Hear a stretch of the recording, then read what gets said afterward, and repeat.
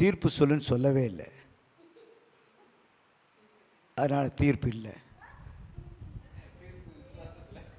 இவ்வளோ பேசுனீங்களே, உங்களுக்குள்ள ஒரு விசுவாசம் இருக்குது, எனக்கு தான் சொல்லுவாங்க தீர்ப்புன்னு. அப்போ அங்கே விசுவாசம் தேவைப்படுது. என்ன வேதவசம் தண்ணி குடிச்சு பேசினாலும் விசுவாசம் தேவைப்படுதா இல்லையா தீர்ப்புக்கு? எனக்கு தான் தீர்ப்புன்னு உள்ளான மனசுக்குள்ள ஜெபம் வருதா இல்லையா? அப்படிங்கும்போது இன்றைக்கு மிக முக்கியமான ஒரு ஆவிக்குரிய வாழ்க்கைக்கு மிக அவசியம் என்னென்னா வேத வசனம் அப்படின்னு சொல்லிட்டா நான் வீடு போய் சேர வேண்டாம்.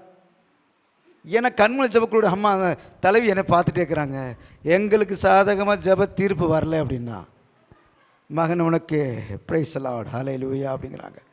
நான் தெரியுது ஏன் விசுவாசம் கரைந்து போகுது. இப்போ நான் விசுவாசத்தில் பலம் நின்று நான் தீர்ப்பு சொல்லணும் அப்படின்னு. ஆனால் இப்படி சைடில் பார்த்தா என் விசுவாசம் அப்படியே போயிடுது.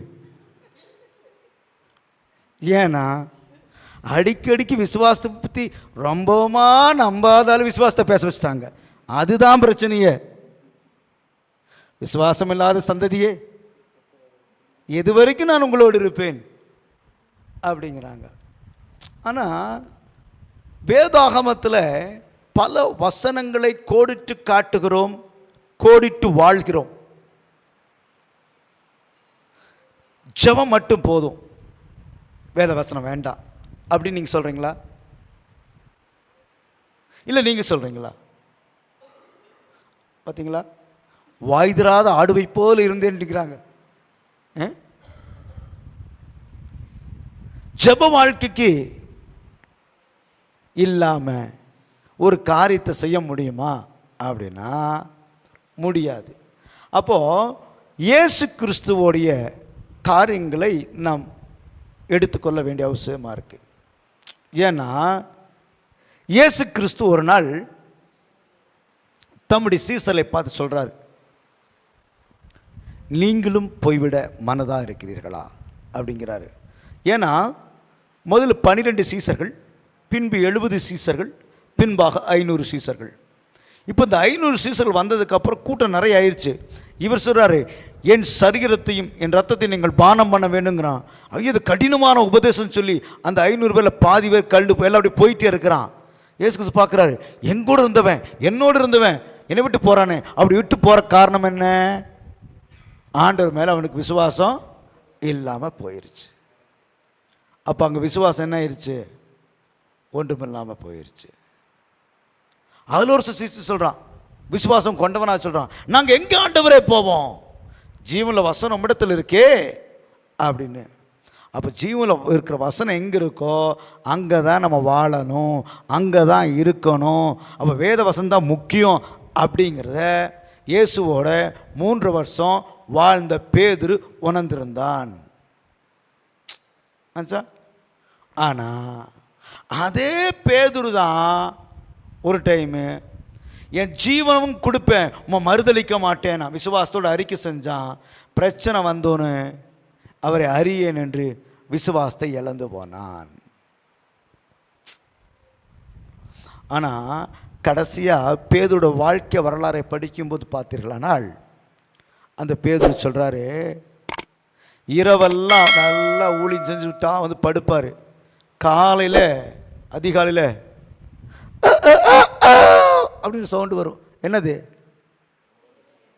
சேவல் கூகும்போது என் எஜமானை நான் மறித்தளித்து விட்டேனே அப்படி கண்ணீரோடு செபிப்பான், அழுது அழுது செபிப்பான்.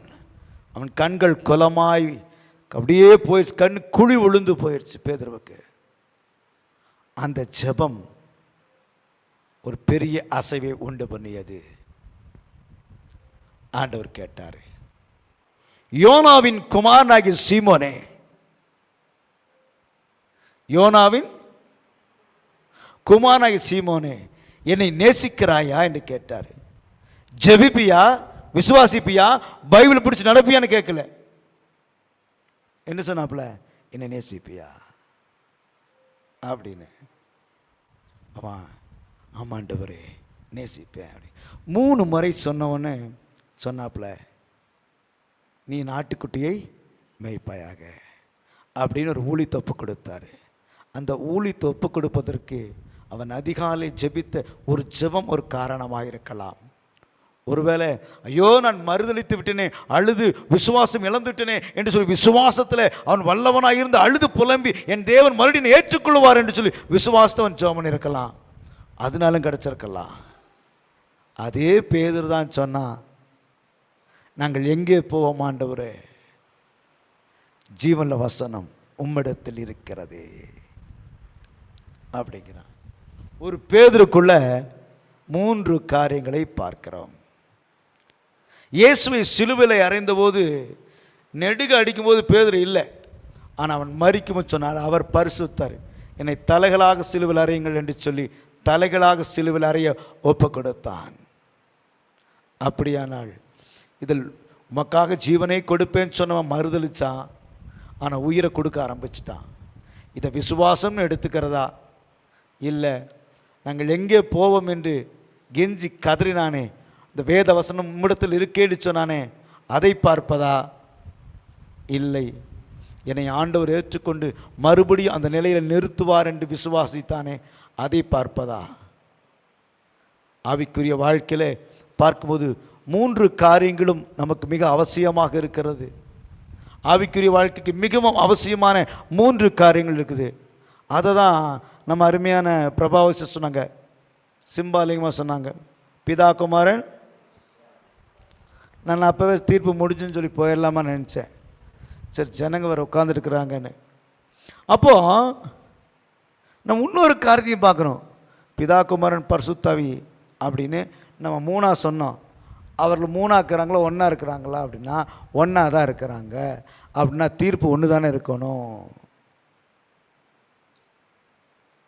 நம்ம அதையும் சிந்திக்கணுமா இல்லையா? இயேசு சொன்னார், அந்த உலகத்தை வாழ்ந்தபோது சத்தியவான் எவரும் எனக்கு செவி கொடுக்கிறான் என்று சொன்னார். பிலாத்து கேட்டான், சத்தியமாவது என்னது என்று கேட்டான். ஏன் அவன் சத்தியத்தை அறியவில்லை. சத்தியம்னா என்ன அப்படின்னு. ஏன்னா சத்தியம் அவருக்கு முன்பாக நின்று கொண்டிருந்தது. சத்தியத்தை நியாயம் தீர்க்க முடியவில்லை.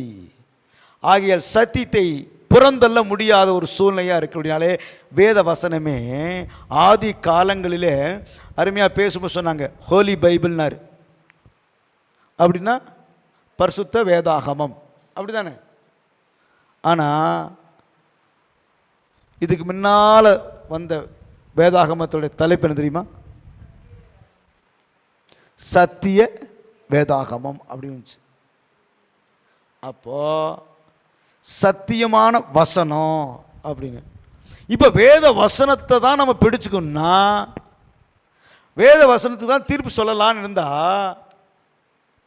இந்த வேத வசனத்தை நான் விசுவாசிக்கணுமா இல்லையா? அப்போதான் இந்த வசனம் கிரியை செய்யும். என்ன வசனம் தெரிஞ்சிருக்கலாம், என்ன ஜெபம் பண்ணலாம், ஆனால் விசுவாசிக்காம ஜெபத்துக்கும் பதில் கொள்ளாது, வேத வசனமும் கிரியை செய்யாது. அப்படின்போது விசுவாசம் மிகவும் அவசியம் தோணுது. சந்தோஷப்பட்டுறாதீங்க, இனி இருக்குது.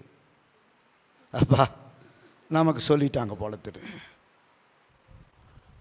அப்போ சத்திய வசனம் மிக மிக அவசியமாக இருந்தாலும் அதை விசுவாசிக்கிறதுக்கு வேணும். இந்த 2 இருந்தாலும் நம்ம வாய் சும்மா இருக்குமா? விசுவாசித்து சத்தியத்தை சொல்லி ஜெபிக்கணும். ஏன்னா சத்தியம் ஒரு லா. நீ எதை பண்ணாலும் கோட் பண்ணி காட்ட வேண்டிய வேதவசனம்.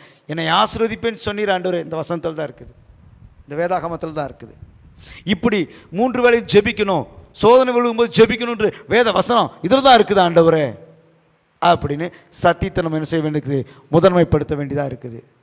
என்ன பேசினாலும் பிரியாணி சாப்பிட்டா தூக்கம் வரத்தான் செய்யும் அப்படின்னு நல்லா தூங்கிட்டு இருந்தால் ஒன்றும் பண்ண முடியாது. கொஞ்சம் தட்டி எழுப்பிடணும். தட்டி எழுப்பிடணுமா இல்லையா? அப்போ தானே வசனம் உள்ளே போகும். இப்போ விசுவாசமும் போயிடுச்சு, ஜெபமும் போயிடுச்சு, தூக்கம் வந்துடுச்சு ஜனங்களுக்குள்ள. அதனால் தீர்ப்பு தூங்குறதுக்குன்னு சொல்கிறதா? ஓ எக்ஸ்ட்ரா அது வந்து ஏப்பா அப்படி தூங்குறீங்க, நம்ம மாறி இப்போது பற்றியா அதனால் சத்திய வசனம் அப்படின்போது இயேசு இந்த உலகத்தில் வாழ்ந்தவர் சொன்னார், நானே வழி, நானே சத்தியம், நானே ஜீவன் சொன்னார். ஆகையால் விசுவாசம் இருந்தாலும் ஜெபம் இருந்தாலும் சத்தியம் இல்லை என்று சொன்னால் உங்கள் விசுவாசமும் ஜெபமும் வெறுமையாக இருக்கும். ஆகையால் சத்தியமே சிறந்தது என்று சொல்லி தீர்ப்பு வழங்குகிறேன்.